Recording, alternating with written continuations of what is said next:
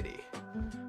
Who is excited for the Severance season finale? Oh boy. Okay. We have waited a very long time for this coming episode. I am so excited. I don't really know what to expect. I honestly have... What the heck?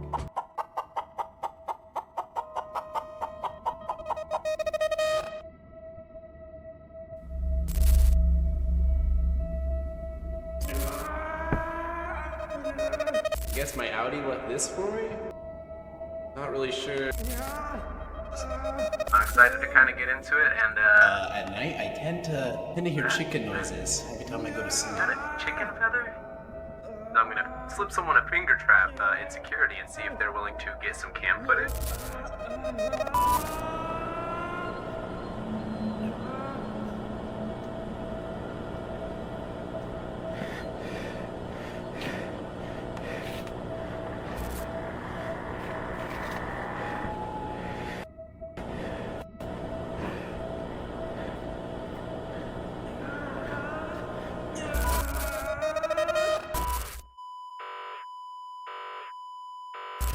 Congrats, refiners and fellow mudbeards, because most theorists who've been following the show, the community has been amazing, have put together one of the theories that was played out in this finale episode. So before we get into my official review, I just gotta say congrats, because the tempers were in fact what the numbers were for. All the files, everything going in there, all of it was representative of the 4 tempers. So congrats to everybody. The whole community came together and figured out a key plot point of the show that if the show was just airing, we never would have figured out. So congrats to all the analytical theorists out there, all the people who just watch Severance casually, and all the people who watch my channel. Everybody who has helped put this entire thing together, y'all killed it. With that being said, let's go ahead and get into it. Severance Season 2 is officially over, and I gotta say, I liked it way more than the first season for very particular reasons and very subjective reasons, but I'll get into that in a second. Fair warning, a lot of the theories you see in this video will also have videos of their own where I'll go further into the subject, but I kind of want to encompass a lot of my thoughts into one full Season 2 review. That being said, let's get into it. Point is, this season knocked it out of the park for me with a lot more jaw-dropping moments and a lot more things that made me just really sit back in my chair. I feel like Season 1 was very intriguing and gave me a lot of mystery to kind of chew on and got me very invested in the plot. However, Season 2 really was a good middle ground for the story and really helped the plot transition from the mystery to the action/climax of the story, which assumedly will be Season 3. Again, I can't see the show going longer than 3 seasons. I'd be okay if Season 3 was the final season unless they really figured out a good writing plot, which the writers kill it, so anything's possible. I'll start off by giving proper credits to Dan Erickson and his team, because the way they wrote that conversation between Mark's Innie and Audi was really good. On my live stream, I had discussed the fact that in any sort of story like this, someone could have put together that at some point Innie Mark and Audi Mark would have a conversation. That's not some grand conspiracy theory for the show. However, what makes it good writing, as well as just good choreography, cinematography, everything behind the production, is how it was presented to us. The intensity of the build-up, the narrative build-up, and the musical build-up was just so fine-tuned to the point that the scene was delivered in a very perfect way, I'd argue. They could have had Innie Mark and Audi Mark having a conversation in Season 1, but the way they used it to lift off this final divide and potential conflict in Season 3, I thought was just really good. Especially given the extra intensity of the external context. With both Devin and Cobell there's 2 different perspectives that add a bit of different sides of caution to Mark's conversation. Speaking of Devin and Cobell being there, Devin, once again, is a character who impresses me most episodes. I was worried about her character when she called Ragabi and refused to listen to her. However, I feel that in the situation I'll give her benefit of the doubt and the character was probably just really panicked. And seemingly it did turn out for the best. Oh, I guess I just remembered the ending of the episode. Point is, until the end of the episode, it was a good idea. But that brings me to Cobell. Where does her allegiance lie? It's really hard to point that out.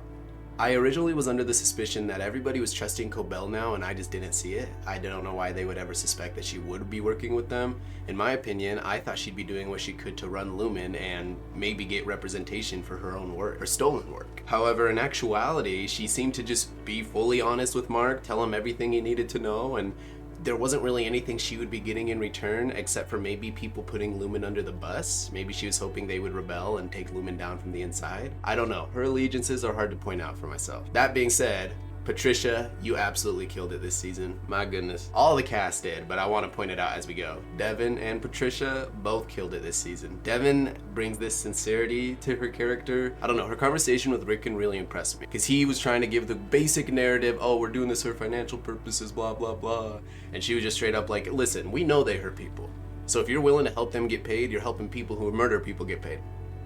And she was right, because even though we've never seen them technically murder anyone on screen and it's just been alluded to, we got in this episode confirmation that they're okay with offing people, 100%. Some of them really enjoy it more than they should, but I'll get into that in a second. Let's go ahead and move on to that marching band sequence. I thought this was very resembling / sort of a parallel on the spontaneous jazz sequence from the last season, simply because it starts out with the music kicking it off, killing it, playing the Kier Chosen One Kier song, and it shows Milkshake shaking all around. Then, just like the last season, it transitions into the innies starting to fight back against Milkshake and screwing him over.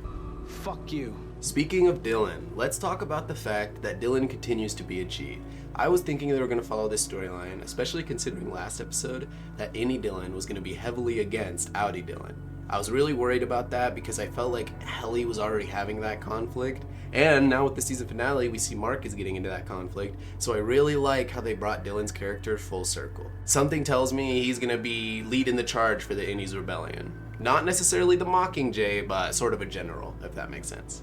I was so worried about what Outie Dylan was gonna write to him, but he was just straight up. He was like, fuck you, first of all, but also I get it, you know?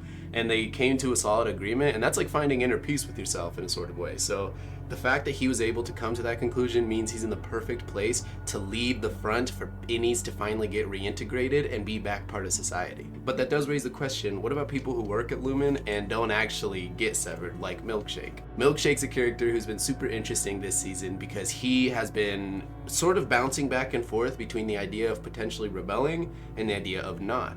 I do think that this season ended in a very particular way. Him being confronted with all the Innies that he was not only utilizing to bring Innies happiness, but he was misunderstanding as a whole. See, him and Innies have a lot in common. Both tools used by the Egans and Lumen to get what they want and mistreated in a very severe way. And sure, there's varying levels to that mistreatment, but my point is, the Egans and Lumen, everybody in control, don't see them as anything more than a resource. And I think with Milchik being confronted with Dylan and the rest of the marching band that he had put together, the Cheer and Merriment Squad, I think this will potentially lead to him either having a conversation or inevitably turning around and realizing that he needs to run Lumen, or maybe will be the one to run Lumen, but run it in a very sincere and healthy and nice way. Maybe severing will stick around for those who truly want it and those who truly want to be a part of it, but the treatment of Innies by the end of the series will be really good because Milchik will be in charge. Milchik this season absolutely killed it. Tamil is a wonderful actor, and I like how he balances intimidating and menacing to very sympathetic. You go from feeling for his character and wanting him to get what he deserves, to hoping he doesn't really involve himself with any of our characters because he's just that creepy. Favorite segment of his was the grow. Him going, grow, oh my gosh, that absolutely killed it. I don't know. I also want to touch on the fact that a lot of people were feeling bad for Miss Wong all of a sudden. Are we just gonna pretend that she wasn't kind of awful to everybody throughout the entire season so far? I get that she might be severed and she might be a victim in this, but whatever version of her we're seeing isn't necessarily the nicest. She was only nice when she was getting fired. I'm Team Milchik in that whole regard, and I'm excited to see what they do with his character next season. In my eyes, he's kind of the MVP of the show, for audiences at least. And while there's a lot of fan favorites, I'd say he's kind of the face. Or at least I hope that's how people feel. And yeah, it may be odd having such a weird guy be the face of Lumen, especially by the end of the series, but Lumen's also kind of weird. Fun fact, did anybody notice, I didn't really notice this until I was editing, that the hallways, the door Mark was trying to get into, on the other side, the walls opened up. It wasn't another door. It was just straight up walls opening to a secret room. Which now makes you have to question where other secret rooms could be in the entire Lumen facility.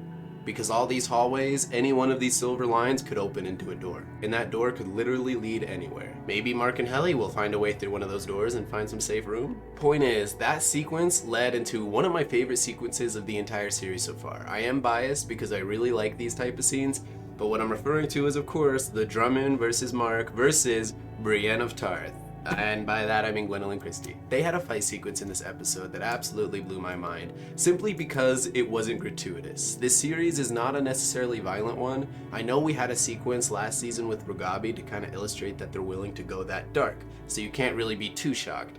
However, the fact that this season it went from a 0 to 100 was really interesting. It went from a very comedic segment of Mark just hanging there and Drummond just kind of walking out and catching him, to all of a sudden this really intense fight sequence where, yeah, for a moment I was kind of worried about Mark's survivability. I don't know why. Logically, the character should make it out, but when he was getting choked out, I didn't know if he was gonna. But of course, he's saved by none other than Brienne.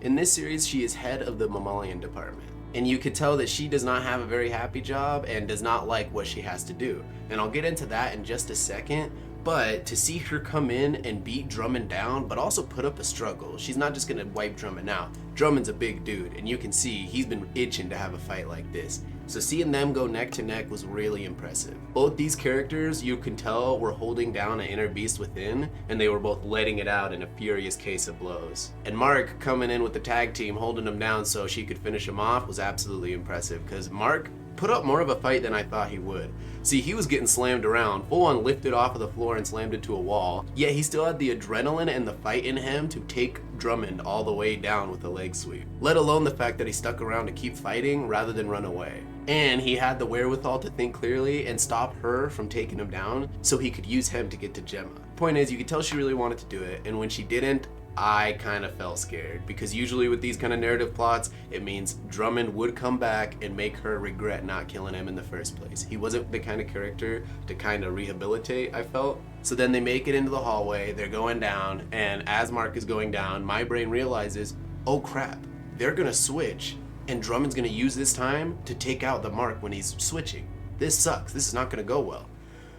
And it didn't go well for Drummond. Oh boy, this dude did not have a fun time. He was straight up just shot right in the throat. And Mark, waking back up, this is Audi Mark, mind you, just getting sprayed with blood, absolutely doused. And I loved Adam Scott's acting, which, first off, he killed it the entire episode, especially the sequence with him and Helly when the tear came down. Helly also killed it. Britt's an amazing actor, but point is, Adam Scott has very much impressed me this season with a lot of his acting, but I'll get into that in a second. And while aesthetically this was cool to see, Mark going through the hallways fighting his way to Gemma, in my mind, I felt like this was getting a little too actiony just for actiony's sake. I didn't really understand the narrative necessity of having Drummond die in such a bombastic way other than gratuitousness and shock value.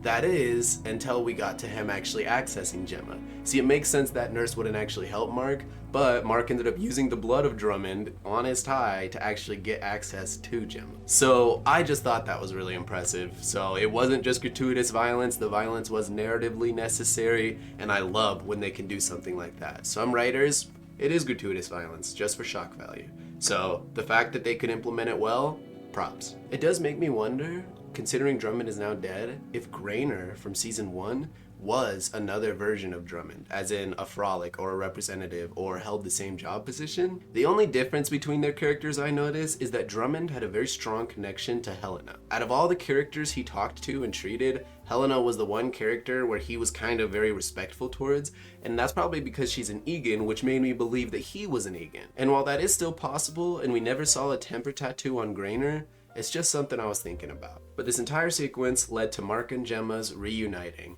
And something I noticed on the inside of the episode was Dan Erickson referenced how there was kind of 4 different sequences of Mark and Gemma's bodies / consciousnesses meeting each other. I recommend watching the inside of the episode to hear more because it's really interesting how they break it down. Point is, Mark fights his way out with Gemma. They're traveling between consciousnesses and severings. And as they're escaping, Dr. Maurer comes along, who I didn't know his name, but when I made a Dr. Maurer video, my comment section let me know, so thank you guys. But Dr. Maurer came along, and the last words we hear from him are, "Stop, you'll kill them all." My theory for this ties into the fact that when she was building the crib, he said, "The barriers are holding. She feels nothing. It's beautiful." This obviously meant that she feels no emotion, which she should, considering the emotional tether that building a crib should have for her, or taking it apart in this case. And that could further explain what we touched on in one of the original videos we did for this channel, which is separating consciousnesses. I truly do believe they're trying to create a blank slate so that they can use that body to bring back Kier. See, what I'm thinking is that all the different innies that Mark / Gemma created, versions of her, are now deleted. The minute she exited the building, they're all gone. Which does mean Miss Casey, the last version of Gemma, or a Gemma any that we see, is gone. And the last thing she saw was Mark telling her to leave, which I think could add a lot of weight to any Mark's character, considering he's the one that kind of pushed her out the door. Point is, something tells me that all those different versions are gone, which sucks because a lot of them just went to the dentist on a universal existence, just wrote thank you cards for existence. So they never really did get their chance for a happy ending. Not that they really would have, because it sounded like they were going to get rid of Gemma. Either way, even though Mark is able to get Gemma out, and that is a win for me, a Gemma fan, it is not a win for Mark Gemma shippers, because Mark decides to go with Helly. See, this conflict building up between Innie Mark and Outie Mark kind of culminates and sparks off into this moment, because Innie Mark, while holding up his end of the bargain halfway and getting Gemma out, decides to stick around and run back to Helly. But they did touch on this idea on the inside of the episode, where him and Helly aren't really fighting for a long happily ever after, that they're just kind of hoping to fight for whatever moments they could get. They're really only thinking 10 seconds ahead. Adam Scott directly saying that the decision was either going into the unknown and never existing again, or going with Helly. I do not blame Innie Mark for this decision. I do not see it going well for him in the long run. However, this does raise some interest for me, and the potential of Gemma and Devin working together. But that will get its own separate video. Either way, these were some of my thoughts on the episode. I gotta say, my favorite scene was probably the fight sequence, simply because my favorite type of fight sequence is one that comes out of nowhere, has no music, and just feels intense, which this show perfectly delivered. And my favorite episode was probably episode 7, because there were so many moments throughout that episode where my jaw was completely dropped. People can see that on my live stream. Least favorite episode, probably episode 6. Mostly for subjective reasons. I just felt narratively it was very slow paced until the very ending. Either way, if I had to give a full thought on season 2, I'd say that I'd recommend the show Severance for those who like mystery box shows based off of season 1.